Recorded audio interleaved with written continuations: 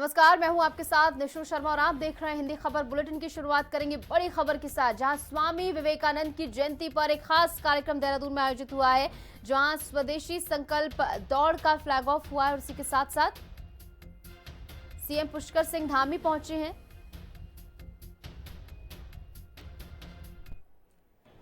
इसलिए आपकी ऊर्जा, आपकी सोच, आपका एक परिश्रम भारत को 2047 में जो विकसित भारत बनाने का संकल्प हमारे प्रधानमंत्री आदरणीय मोदी जी के नेतृत्व में लिया गया है, उस संकल्प को साकार करने में आप सबकी बहुत बड़ी भूमिका होने वाली है, बहुत बड़ा योगदान होने वाला है।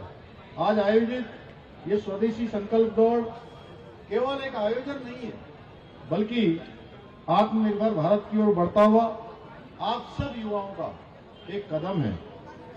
यह दौड़ हमें याद दिलाती है कि जब हम स्वदेशी को अपनाते हैं तो केवल उत्पाद नहीं खरीदते, बल्कि अपने देश के नागरिकों, किसानों, कारीगरों, उद्यमियों के जो सपने हैं, हमारे हस्तशिल्पियों के सपने हैं, जो बहुत कठिन परिस्थितियों में रहते हुए हमारी माताएं बहनें अनेक प्रकार के उत्पाद बनाती हैं, उन सभी को हम मजबूती प्रदान करते हैं, उनके सपनों को जान देने का काम करते हैं।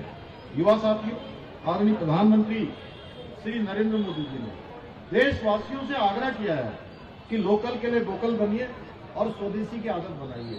आज देश के अंदर हमारे स्वदेशी निर्मित होने वाला कोई भी सामान हो, कोई भी वस्तु हो, वो इतनी शानदार है, सच में मुझे लगता है कि अगर हम उसी पर अपना ध्यान केंद्रित कर देंगे तो हमें और कुछ खरीदने की कहीं आवश्यकता नहीं पड़ेगी। और प्रधानमंत्री जी के उस संदेश को जन आंदोलन बनाने की जिम्मेदारी आप सभी युवाओं के मजबूत कंधों पर है, क्योंकि युवा जिस दिशा में चल पड़ते हैं उस दिशा में देश चल पड़ता है, उस दिशा में समाज चल पड़ता है, उस दिशा में एक आह्वान हो जाता है, उस दिशा में एक आंदोलन हो जाता है। युवा मित्रों, आज का युग तकनीकी का युग है, नवाचार का युग है और उद्यमिता का युग है। Startup India, digital India, make in India, skill India जैसे अभियान आपके सपनों को पंख देने के लिए है और सरकार हर कदम पर आपके साथ खड़ी है ताकि आपकी प्रतिभा देश की प्रगति के लिए आधार बन सके। आज के इस अवसर पर मैं आप सबसे एक आह्वान भी करना चाहता हूँ, एक विशेष मैं आग्रह करना चाहता हूँ कि नशे से हम सबको दूर रहना है और दूर रहने के साथ साथ अन्य लोगों को भी इस नशे के प्रति जागरूक करना है कि नशा कितना खतरनाक है। नशा अगर किसी के जीवन में चला जाता है तो किस प्रकार से उस व्यक्ति के साथ साथ उसके परिवार को पूरी तरह से बर्बाद कर देता है, तबाह कर देता है, और एक बार लग जाने के बाद उससे छूटना बहुत आसान नहीं होता है, बहुत कठिन हो जाता है। इसलिए अनुशासन को जीवन में जरूर अपनाएं, अनुशासन अपने जीवन का हिस्सा बनाएं, शिक्षा और कौशल को अपना सबसे बड़ा हथियार बनाएं और समाज और राष्ट्र के प्रति जो भी हमारे कर्तव्य हैं, जो भी हमारी जिम्मेदारी है, वो कर्तव्यों का हमेशा हमको स्मरण रहे।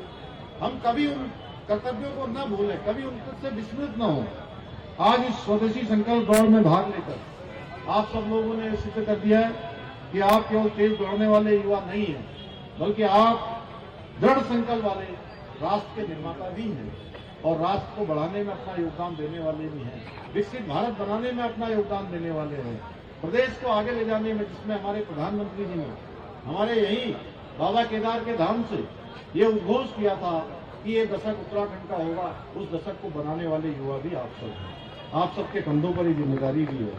आइए हम सब मिलकर ये संकल्प लें कि ईमानदारी से मेहनत करेंगे, स्वदेशी को अपनाएंगे, भारत को आत्मनिर्भर, सशक्त और विकसित राष्ट्र बनाने में अपना पूरा योगदान देंगे। इसके साथ ही उत्तराखंड को देश का श्रेष्ठ राज्य बनाने का हमारा जो विकल्प है, संकल्प है, उस संकल्प को सिद्धि तक पहुंचाने में आप सभी इसी प्रकार सहयोग करते रहेंगे। आप सभी के उत्साह और आत्मविश्वास को देखकर मैं कह सकता हूं कि इन संकल्पों को पूर्ण करने के लिए आप सभी युवा तैयार हैं। तैयार है ना? जोर से बोलिए, तैयार हैं? इसी के साथ आप सभी युवाओं को राष्ट्रीय युवा दिवस की शुभकामनाएं देते हुए मैं अपनी बात समाप्त करता हूँ। धन्यवाद। जय हिंद, जय भारत, जय उत्तराखंड, भारत। मुख्य सड़क तक पहुंचाए। इसके बाद घायलों को 108 एम्बुलेंस सेवा के माध्यम से नजदीकी अस्पताल भेजा गया।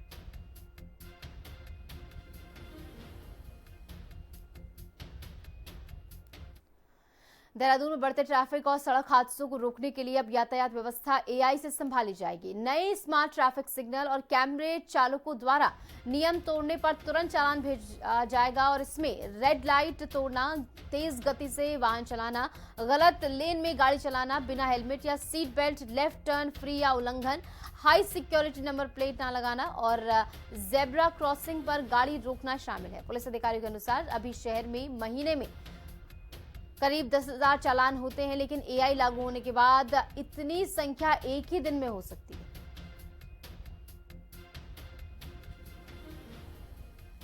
इसमें हमारे विभाग द्वारा अभी हमारा जो डायरेक्टेड है ट्रैफिक के, उसमें जो रोड सेफ्टी फंड हमारे पास आता है, उस फंड से जो हमारा एग्जिस्टिंग सिस्टम है पहले से स्मार्ट सिटी का, उसमें हम कुछ एआई के जो टूल्स हैं वो लगाने जा रहे हैं। उसकी टेंडर प्रक्रिया अभी शुरू होने वाली है।